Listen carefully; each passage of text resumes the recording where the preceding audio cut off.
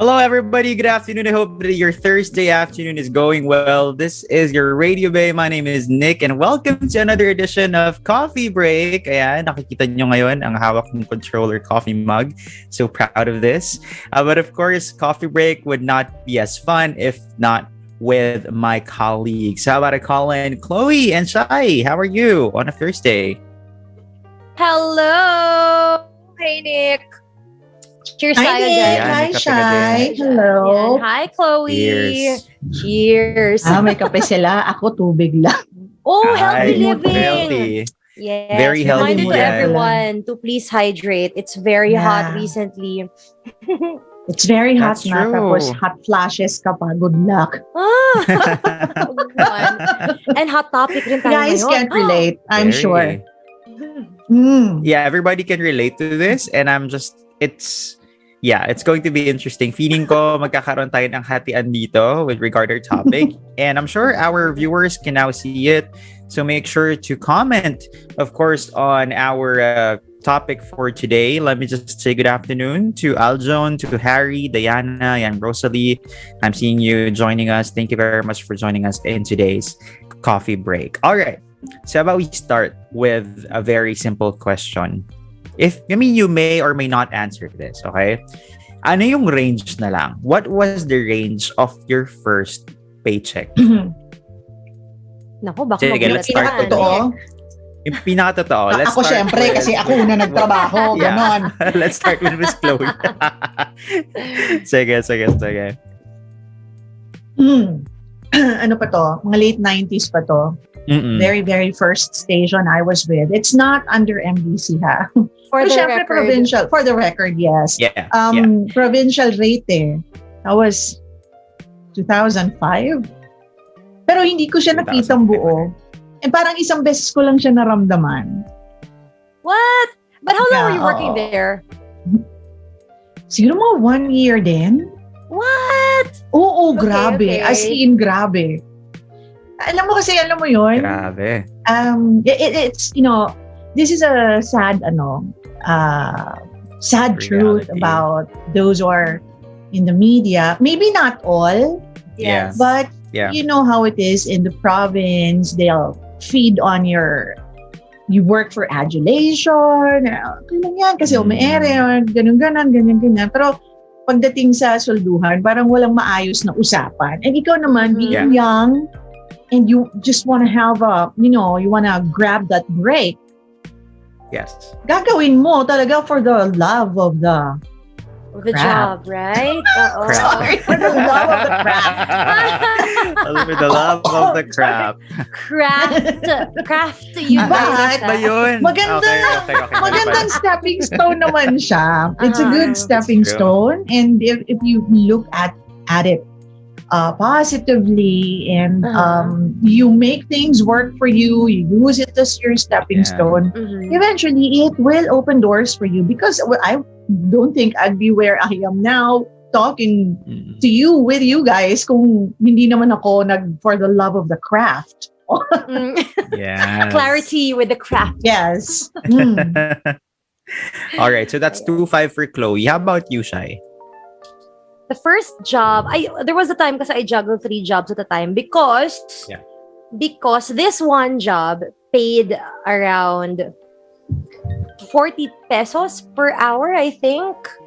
Of course, that time I was a working student, so I don't really expect to get a full salary naman talaga. So, kaya nga lang naman, it's by the hour yung payment namin. So, that's all fine. So, it was 14 hours. So, I got around 4, 8, 12, 16, 160 a day usually. Mm-mm. And then, that was for one job. And dahil nga sobrang liit niya, I took another job. And this other job was the one related to radio. And again, for the record, not connected to Manila Broadcasting Company. Yeah. And Yeah, for 3-hour board work, I was paid, I think, 150 pesos. Parang ganun. I can't remember. Nice. Yeah.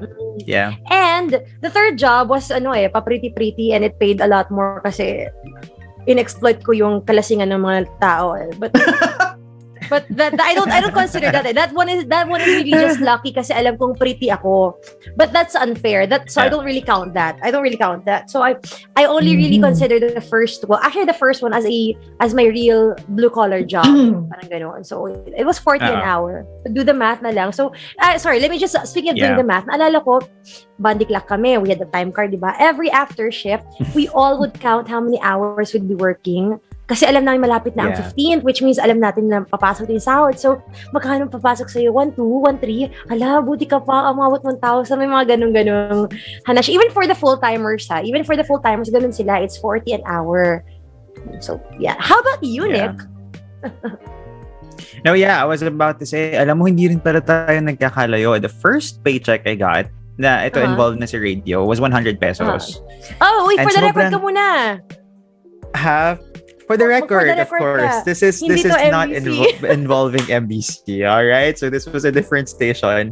But like Miss Chloe, in hindsight, sobrang grateful ako. Alam mo, I remember, ngayon kasi sobrang hindi na ako grateful. Like whenever I see my paycheck, parang ano ba yan? But like before, naalala ko talaga, sobrang tuwang-tuwa ako sa 100 pesos. Alam mo yun? Kasi dun ko nalaman na I was hired. Because I was doing everything for free.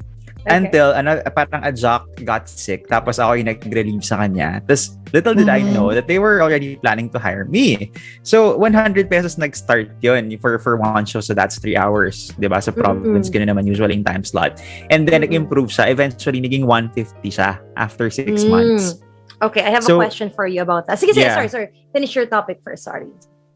Sige, that's it. Let me complete na. Sige, go lang kayo. Sige, I'm gonna ask you. You said that you were happy, you were pleased. Oh my gosh, 150, 100. Like, let me ask you, were you okay with that? Kasi you weren't paying your own bills. You're okay with that kasi you weren't supporting another member of the family. You're okay with that kasi you were still living under someone's roof. So, it's safe to say that's a very good question. You were okay with that salary. And yun nga, sabi mo, back in the day, tuwang-tuwa ka na noon. Yeah. Kasi you knew that it was just something extra for you to earn whilst probably even getting allowance back then, di ba? Am I wrong or am I wrong? Oo. I was still a student I was in 4th year college, and you're right. As in, siguro noon, sobrang extra money na lang sa akin yun. Kasi nga, I'm still under my parents' wings. Yeah, okay. And at the time, alam mo how people, I wouldn't say brainwash, but, the adults would say, you're working to have fun, you're working for passion. And at the time, bumibenta pa sa akin yun. Kasi parang, sige, use me, 150 a day. I mean, like, sige lang. Nag-enjoy naman ako, di ba? Nag-enjoy naman ako, and my parents are paying. Chloe. Correct. And my parents are paying for, for my rent, noon. So, inisip ko lang, napaisip tuloy ako, at the time, there were jocks na talagang medyo, may edad na. And I'm thinking like how they augment things. Kaya pala ang dami-dami nilang trabaho. Because it just wasn't enough. Especially at the time. Na may mga nagkakaroon na ng anak. Alam mo yun? So that was a struggle. Anyways, again, we are branching out there. I wanna ask you this. So kanina, it seems like yung range ng sweldo natin ay nasa a month, parang average mga 3,000. Below. Malaki na yun. Doon tayo nag-start. Okay. But ano yung expected salary mo? Like before receiving that paycheck, nagkaroon ka ba na expectation, ito siguro yung makukuha kong sweldo for that month's work? So let's go to that. Chloe. Back in the province? Back in the province, yeah. When you were starting, a fresh grad, you mean you're still fresh? But... I was hoping siguro man lang kahit mga 6,000, ganun. Yeah. Hindi ko in-expect na 2,500. Tapos, dalawa pa ang board work ko noon, ha? 9 to 12 in the morning, 9 to 12 ng gabi. Holy. Pero nag-start ako graveyard 11 p.m. to 2 a.m. Doon naman lahat, di ba? That, a lot, yeah. O kaya ang dami kong racket din noon ay sell. Kung ano-ano. Like, what? Sorry, like what? Yeah, I don't, clothing, mga ganyan. Punta ako Manila, mamimili ako, and then benta ko sa probinsya. mas madali magtinda-tinda. Kasi syempre, kahit pa paano, radio personality ka sa probinsya. You could use it's easier for you to penetrate offices and all. Takot sila, baka hindi sila makabayad, singilin ko sila on air. I was hoping mga 6 man lang. Actually, parang sa part ko, okay na yon kung ganun talaga ang sakuran. Bigay na lang sana on time. Kaso hindi pa talaga Parang, I see. Wala. I don't know why. I don't really know why. Okay, but you lasted there for a year, right? No, mga ganon. And so I have another question, a follow-up later. Pero ikaw naman siya, how much was your expected salary?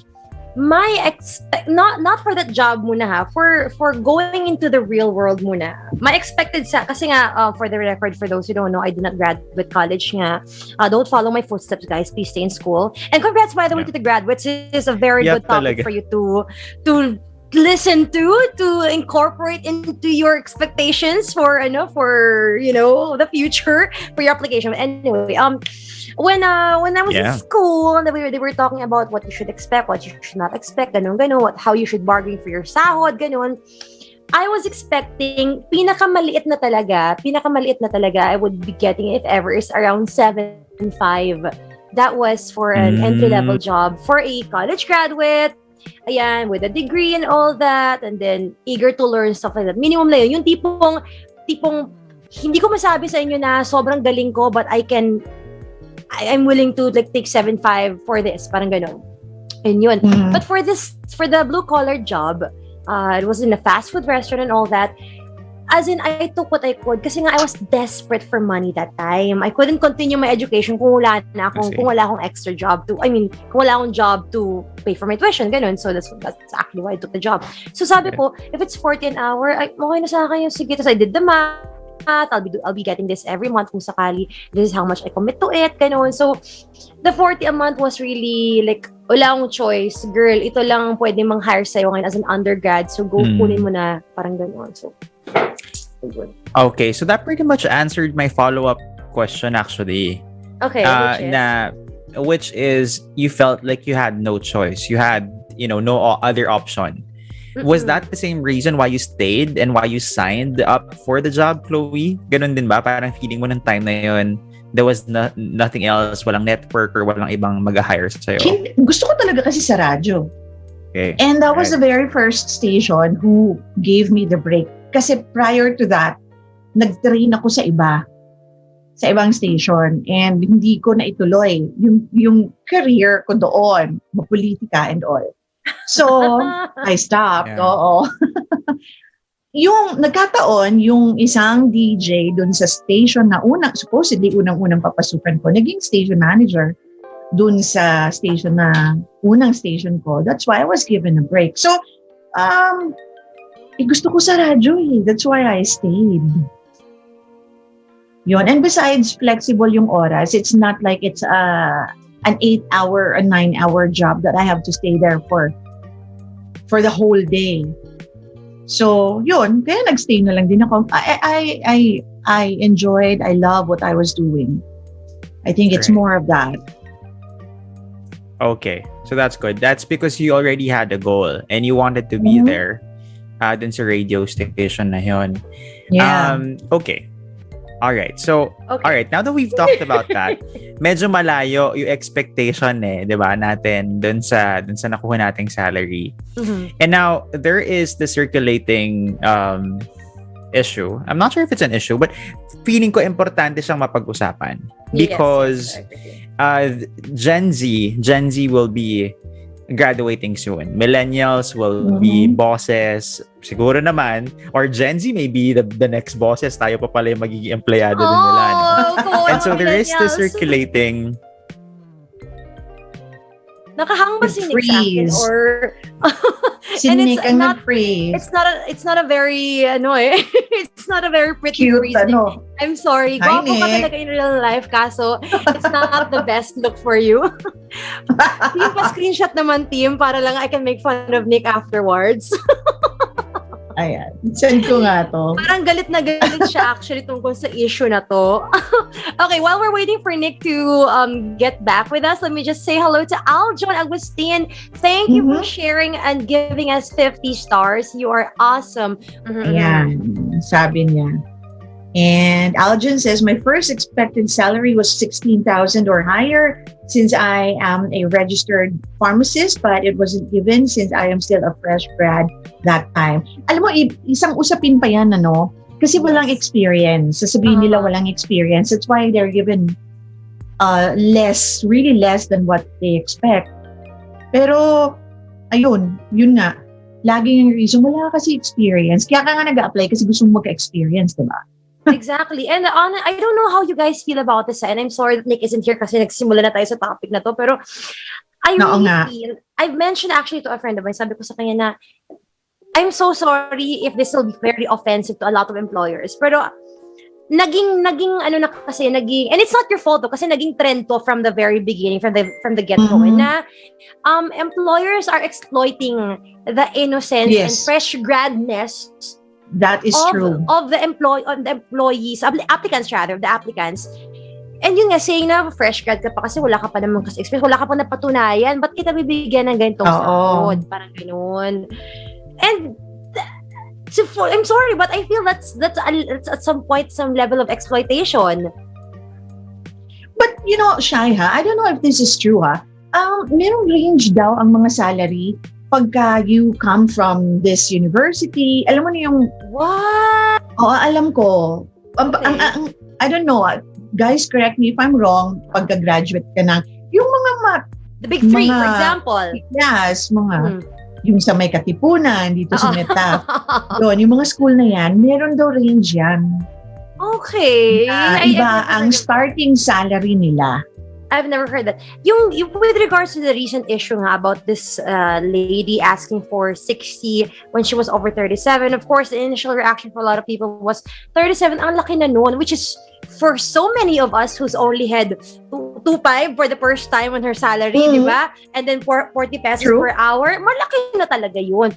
But that does not mean hindi niya deserve ang 60,000 kung sakali. My only issue with her was she used her school as what should be her leverage. And I feel that's unfair for people who cannot afford the education but also get quality. Ito na ba yung sinasabi ko? Na mga school? Yes. Oo. Kasi she came from Katipunan. Yeah. So for me, like, I still believe that even if you come from the other schools, the other schools not part of the big three, for example, if you get the same kind of quality education, that person could also deserve 60,000. So I think we should put aside the issue of the school here, but I do agree that people who feel that they deserve more than what is offered to them should be given the chance to be heard, not necessarily offered the job.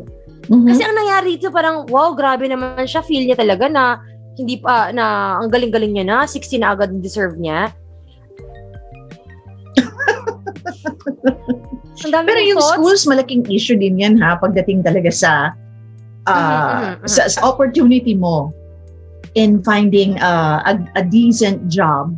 Kasi I had a friend way back, pagka merong mga mag-a-apply sa kanya, tinitingnan niya of course, the CV, pag nakita niya na doon na galing sa mababang para-aralan ng ganyan-ganyan, tinatabi niya na. Yeah, yung CV hindi niya na yun papansinin or something. That is so strange kasi I've heard about the opposite naman. I've heard about the opposite na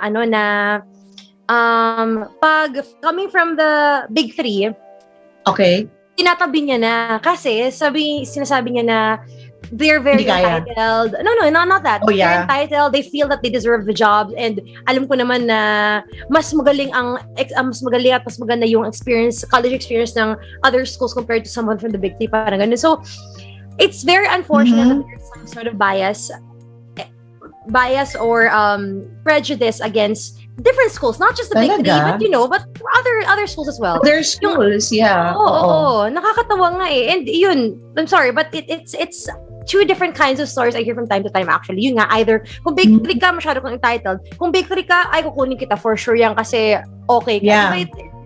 Kasi magaling. So, can we blame the human resource department here? Ay, ayan, alam nyo na hindi talaga ako kumikita ng 37,000 per cut. Yeah. What happened to you? My laptop is giving up on me. Okay, so sorry. No. You guys were It's talking. cool. Sorry for It's interrupting. cool. Go lang. Just to do a quick recap, we mentioned about the young lady who asked for 60 when she was 60. offered 37. Yun. So that's an issue. And I was mentioning to Chloe nga na at some level, I feel that that's a way for employers to exploit the fresh grads. So you agree? To exploit because Parang Walang question. experience. To give them to be able to pay them a lower salary when sabihin na nga natin, let's say ako feel ko I deserve 50. Sabihan ako na because I know my skills, I know my skills. I deserve 50. Sabihan ako na fresh grad ka pa lang, wala ka pa naman napatunayan. You're still, fresh off the boat and you want 50 right away. 25 lang deserve mo, girl. Parang gano'n. So, is it kasi sige, yes. Meron minimum wage kasi, di ba? And I think most companies here in Manila, doon talaga nagsisimula. Sa minimum wage monthly na salary, whether you're a fresh grad or hindi ka fresh grad, meron tayong ceiling talaga, diba? I can say differently for people in the medical field. Because I don't know if you, especially nung pandemic, di ba? Oo naman. Last year, ay, grabe ang kwento nila. Grabe yung demand for nurses and doctors or people in general in the medical field. And then they were offered this, publicly posting, hey, we're gonna be giving you this amount. But they got so much smaller than that. So much smaller. And ang reasoning is, fresh grad pa kasi. Wala pang experience yan. And it's so bad. It's so bad because this has been happening for so long. And now, yun lang sa akin, parang feeling ko, we question why kids want to be celebrities, why they just want to stay on YouTube and TikTok. Yes. Because they're earning more money. Yes, I agree. And I think that's the reason why we should, it's really something that we need to talk about. Because, I agree. I mean, yung 4 years na pinag-aralan mo, hindi pa ba enough yun? Like, I get that. Like, meron akong hati ako dyan eh. Kasi ako, I was a student, I was also working. Kaya lagi kong sinasabi sa mga bata, while you are still studying, do your best to do something. Di ba? Para meron kang additional portfolio. Yes. But then, when you get out there after graduation talaga, you would realize that the world is a very cruel place. Especially here in the Philippines. Talagang sobrang baba ng sweldo. Kaya lang, feeling ko nga magba-backfire yan because now the kids, they don't want to use their degrees anymore. As I said, and I'm not belittling TikTok or YouTube. Pero kasi feeling ko part pa rin sila ng data of, is that underemployment? Kasi hindi mo naman nagamit yung hindi mo magagamit yung degree mo just because wala nga, ang liit-liit nga talaga. You can't survive. You can't even survive with, magkano ba ang minimum natin ngayon? 17? 18? Ano ba minimum ng mga kaibigan natin? Tinatanong mo ako, Nick, talaga? Hindi ko alam. Kasi wait, alam mo, sandali, I just wanna clarify, we are in no way hating or dissing on our No. on our loving employees. Employers, sorry. Panic ako ng very slight. I love my job and I love my company so much. Of course. Okay, going What's the back. question again, Nick? Pero alam mo, eto, going back dun sa mga going back dun sa sinasabi mo that kids now, they have they have TikTok, they earn through YouTube. They're very, very lucky and blessed. Correct. Because they have these avenues para kumita. If they're only creative, nung panahon natin wala. But wala talaga, mag-working student ka. Yeah, how would this affect our labor force? Yun yung naisip ko. Kasi nga parang everyone would just want to become a quote-unquote influencer. And like, yes, diba? Exactly. How about the other jobs? We know that we need people in the medical field. We need doctors. Diba? Pero bakit ako magdodoktor? Mas marami pa akong kikitain kung magsayaw-sayaw ako sa TikTok. Medical practitioners are also on TikTok, huh? They're giving which I love. Talks about which I love. True. Yeah, The pharmacy. educational side of Yeah, TikTok. kasi parang it's like you're getting free consultation, di ba? Marami kang nalalaman. That's true. Totoo, That's grabe. true. Grabe, no? Grabe, no? Because, Oo nga, sino na mga magtatrabaho? yeah. Well, eventually naman, kasi if the market for the internet influencers are going to be very saturated, eventually, they're going to realize that not much is going to, kasi hit or miss yan eh. Diba? Like, not everyone who gets to have a YouTube channel necessarily becomes Yes. rich, diba? So, True. eventually, those people are going to realize that they're not getting much from that, no matter how passionate they are, no matter how much they work with it. It's not for you, parang ganon. Eventually, they're going to really have to get a quote real job. I really don't want to say that not being a YouTuber, not being a TikToker means it's not a job. not being I really hate that. But for lack of a better term right now, let's just use real job being yung talagang may SSS, PhilHealth, May SSS, PhilHealth. Oh, you're paying taxes and all that. Yun na lang. Okay. Correct. So yeah. And Eventually though. I feeling na nasagot nyo na ba? Like yung question about provincial rate, ganyan. Hindi pa. Ayun. Hindi pa. We didn't talk about that yet. Kasi we talked about our basic salaries before, right? And we were all from the provinces. Baguio, Zamboanga, diba? Now, relevant pa ba yung provincial rate? Okay. Fresh grad or not? Okay. Okay. Ito na naman, mainit na naman ulo ko dito eh. Okay. Walang nagbabago dyan, ganun pa rin. Yeah. I think naman nag-increase ng onti. Just like everywhere else, nag-increase ng onti lang. Pero it's still so far from what we're earning in Manila compared to what's in the province, diba? Pero ito, the reason why so many people move to Manila is because the earning rate is so much higher compared to the provincial rate. That's one of the reasons. But without realizing that the cost of living here is so high as well, that what you're earning kahit malaki na, you're still spending so much also in Manila just to live here ha. So, onti lang pa rin talaga mapapadala mo kung sakali ka lang mapapadala sa province, for example, ganun. So, that's for me a reason why we're very saturated here in Manila. Sobrang grabe na ang thick ng population natin. And then, people are still wanting most, despite earning, let's say, 37 nga. Did you guys read that recent article about the cost of living in Manila per month? Magkano the average? I forgot. I'm sorry. Sana mga researchers natin would help me out here. But it is so high. It is above our pay grade, guys. Yeah, I agree. I would agree. Whatever our pay grade is, we're not going to tell you guys watching right now, but it is so much higher than our pay grade, us as a DJ. So the cost of living here is so high, and that's why I cannot blame the Gen Zs or even the millennials to start to open this kind of worms of wanting to ask for more.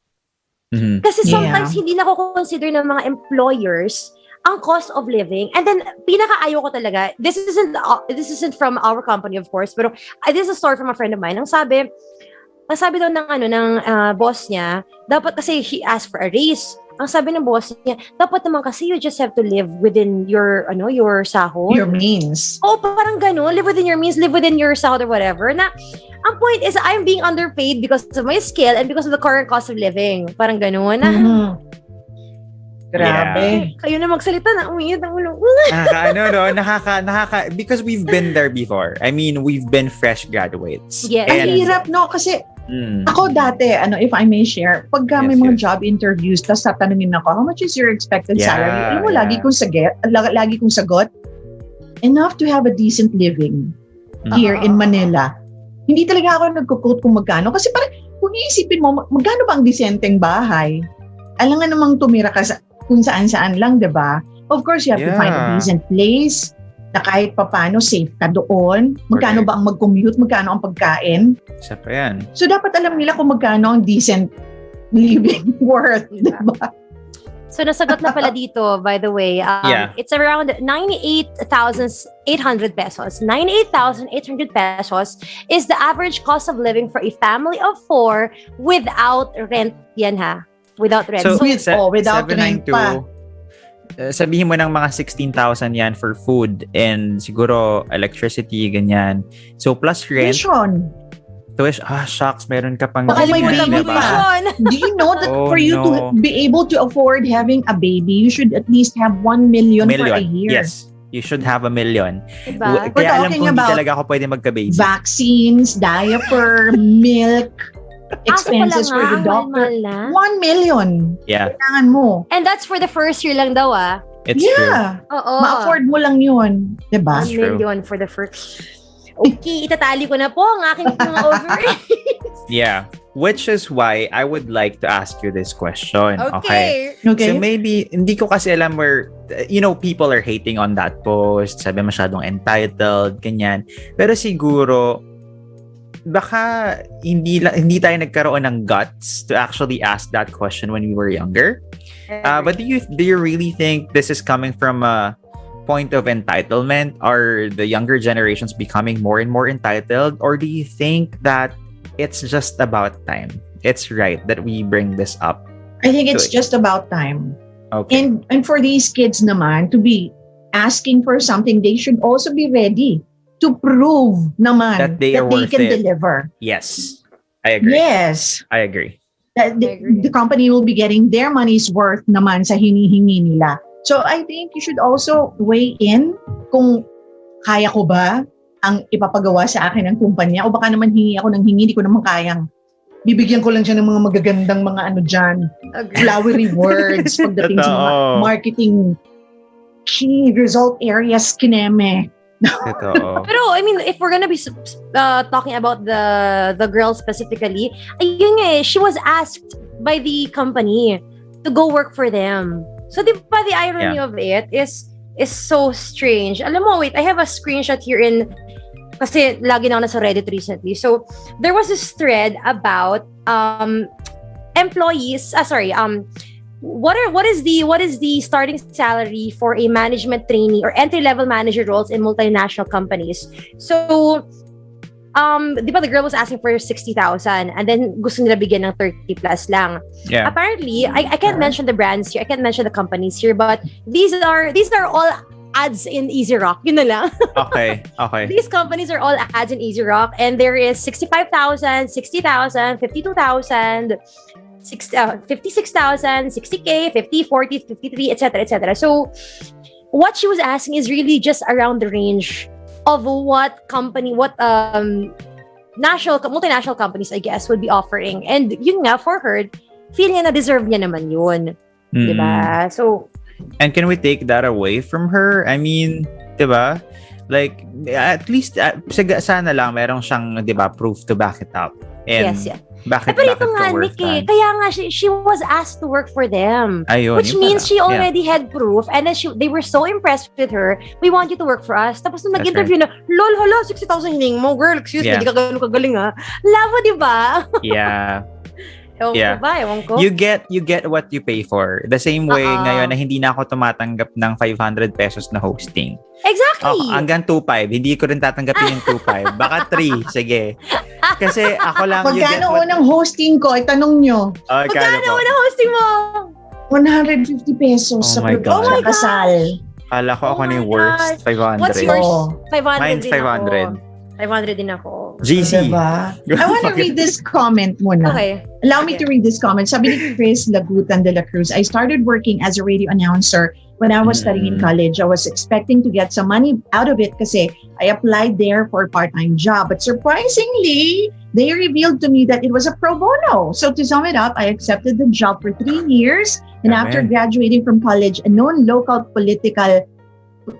politician hired me to handle the radio program, and this time I got paid. I'm glad ang dami kong natutunan sa radio broadcast. Now I work with the government. In addition, I am also a freelance news writer. At least nagamit niya. Pero di ba, pro bono. Galing. Nung hinire sa kasinabing pro bono pala. True. Just like That's Nick worse. nga before, the reason why tinanggap niya na yung pro bono, the reason why he could afford pro bono is because kaya niya pa at some point because maybe he's living with someone, living with his family, ganun. But not everybody gets that chance. Yeah. True. The issue with Ateneo girl is, sorry, nabanggit ko na yung school niya. The reason, the issue with Ateneo girl is, Ateneo talaga, no? Is kasi, wait, sorry, mali ako. Putting aside the issue of Ateneo girl pala, what about students? What about fresh graduates who have nothing talaga, whom their parents are glad finally hindi na magbibigay ng allowance kasi hindi ko na kaya. Mga ganun. Or sana naman may trabaho ka na para makapagtulong ka na sa bahay kasi hirap na tayo. Mga ganun, di ba? I read this somewhere also, which was very interesting. Kasi di ba, yun nga, that girl came from a prestigious school and we know how much, di ba, you have to pay for your tuition every time. Kaya daw gusto nga ng companies na ang mga kinukuha galing sa State U, like our school, and like dinop talaga yung PUP, was because parang laking-laki na sa initial na ino-offer. Pero when you think about it, the company can give so much more. Alam mo yon, it just became, you know, kasi bilang ang laking-laki na sila siguro sa, let's say, 12,000. Alam mo yon, parang tatanggapin mo na lang. And ang lungkot, kasi nagiging justification siya, kumbaga. Yeah. My gosh, ang lungkot naman nun. Okay, alam mo, yun nga rin kasi kasi for those who don't know, also, I'm also from Araneo, di ba? So, marami talaga nagsasabi na it goes both ways ngayon. A lot of people would say na, ang dali mo makahanap ng trabaho kasi Ateneo ka. Ganon, isa yan. Another naman is, ay naku, alam mo, hindi ako mag-hire ng taga-Ateneo kasi entitled. Entitled and sana gusto nyo na malaki agad sahod nyo, ganito, ganyan eh. Hindi ba namin deserve rin yun? The same way you feel like others also deserve it. So, true. I don't know, I'm confused. It's confusing. But I just want to say that this whole issue opened a discourse. Yun na lang. Like, I'm so glad na naging chismis siya that everybody can talk about it openly finally. Kasi hiyang-hiya ang mga bagong finally. Hiyang-hiya ang mga totoo. Diba? To want to ask, I'm sorry, I think I deserve more than that. Kasi normally, whatever we're given, tatanggapin na lang basta may first job na. So, hindi nga lang fresh grads, even us. Like, I don't know about you guys, but I don't have the balls to talk to HR for a raise. I wouldn't do that, right? Kasi parang like, I work with what I have. I try to work on a lot of stuff. I work very hard. I have other jobs. I have brackets. But I don't have the balls to say that. Na parang, eto na po yung cost of living in Manila. And, you know, because in my head, we're all in this together. Ano ba yung parang gano'n lang nasa utak ko. Pero baka kasi mali. Baka nga kailangan din siyang pag-usapan. And you're right. It's great that this has been put to light. Yeah. So much feelings, but I cannot say it on air. I'm so sorry, guys. Okay, so sige, eto na. Let's wrap it up. You know, we've been talking about this. I'm sure, you know, ang daming comments natutuwa ako. They've been sharing their salary. Iba in-expect nila 20K, pero naging masaya na sila nung naka-receive sila ng 12K. And yung mga ganon, merong 14K, naka-receive 8K. So ngayon, we are the tanders. I believe we already are, you know, the adults here. And for the incoming fresh grads, ano bang masasabi niyo sa kanila? Ang may impart niyo sa kanila when it comes to picking the right job and also bargaining for salary? Sige, yun na yung wrap-up natin. Let's start with Shai. Ay naku, ang dali ng advice ko dyan. Just read Reddit. Ang dami ko natutunan doon. Especially the hashtag PH, the /PH careers. Nakakatuwa talaga. It's so insightful. It's better than LinkedIn. But yeah, some of the few things I'd like to mention is grow your network in college. The people you hang out with in college will really help you out in the future in terms of your job or in your network and all that. And also know your worth. Know how much you could contribute to the company, to know how much you could also demand. Kasi there's let's just use a school for example. Na feel nila entitled sila, hindi porket nasa ganung school sila, they deserve so much more. Again, put all of that aside and just know what you are worth to the company and how much you could contribute and how much you could even improve to also get something bigger in the future. Yay! Get that dough, girl! Yes, get that dough. All right. Miss Chloe? Well, one, it's okay to be a graduate of the universities na talagang big three. Ako, I believe wala naman talaga sa school yan. Yeah. Kasi pag, Agree. di ba, ang daming mga galing sa Big Three, pagdating na doon, Oh, I remember so talo-talo many lang ng people. mga taga probinsya. Di ba? Totoo. For me, manage your expectations. And if you want to demand something that you believe worth mo yun, be very ready na sumabak din talaga. Because, much is expected to someone na much is also given. Ganun ang mga kumpanya Bibigyan ka ng malaki pero ito todo ka rin. Totoo. So, kung feeling mo naman, kayang-kaya mo naman at deserve mo, why not? I'm happy for that kid who asked for 60K.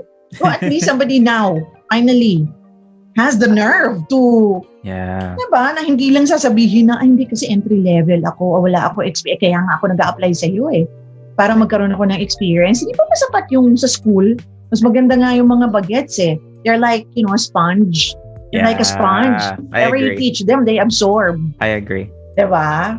Kaya nga yung mga bagong kumpanya, minsan, instead na magtiyaga sa isang empleyado na masakit na sa ulo, they'd rather get someone new na matuturuan pa nila. Agree. Wait, but by the way, Manage your expectations lang. In defense lang of the HR also, ang issue niya was not the person asking for more. Kasi, syempre, marami rin nagbabash sa HR na yun ngayon, di ba? So just to clear things up, we're not mad at him. And he's not also mad at the girl in general. He was mad at He was just surprised that she used the school actually for her leverage, which just I think was also a very big no-no. Using your school as a leverage for your sahod is a no-no. Para mabawi yung tuition. Ang laki naman kasi doon yung tuition. True. Kaya tatlong trabaho ko noon. Anyway. If I may just inject, before we wrap up, ako naman, to kids, don't ever be afraid to talk about money.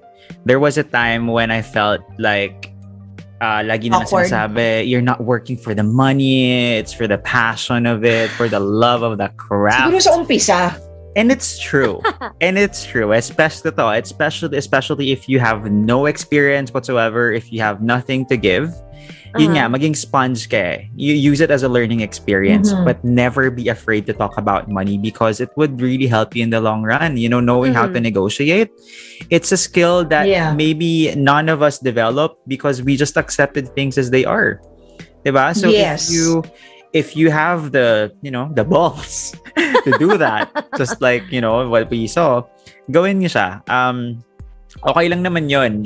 You go beyond what is expected of you. Diba? When you work really hard, you strive hard. But nobody comes to work for free. Aminin na natin yun. We don't go to the office. We don't work for free. Okay? True.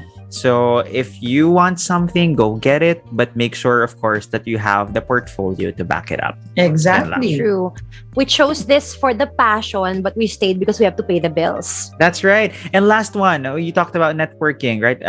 Gawin nyo ring, baka may opportunity din sa work. Baka mababa yung basic, but like us, for example, we have our platform. And that's how we pay the bills, right? That's how we save some money. Because there's another opportunity. Yes, we have other opportunities. There's hosting, there's other brands. Thank you very much for all the blessings and love. And that's why we are surviving. So, tingnan nyo rin yung option na yan. And that's it. Yep. I have thoughts on that pero next time na. Thank you guys for joining us on today's coffee break. Ayan, sa mga nandito sa ating comments. May makilala ata sa'yo personally, Miss Chloe. Ayan, baka ano masala. Thank you guys for joining us today. We'll be reading your comments, of course, offline, but we don't have much time now. Napahaba yung kwentuhan natin because it was just fun. We'll be seeing you guys very soon. Let's just plug, of course, our shows. Miss Chloe, will you do the honors? Yes, always start your mornings with Samantha. She comes in at 6 o'clock in the morning until 10. Followed by me, Chloe, of course, from 10 a.m. to 2 p.m. I do have my segment, which is Daily Dose of Wisdom. And do check out hashtag Chloe Asks on my Facebook page, Chloe of 96.3. Easy Rock. Sam also has her heyday every day and good vibes. So, and of course, after me, it's Nick. Right, that's from 2 p.m. till 6 with Nick Pick. So, meron tayong daily polls. And after me, of course, is Shai.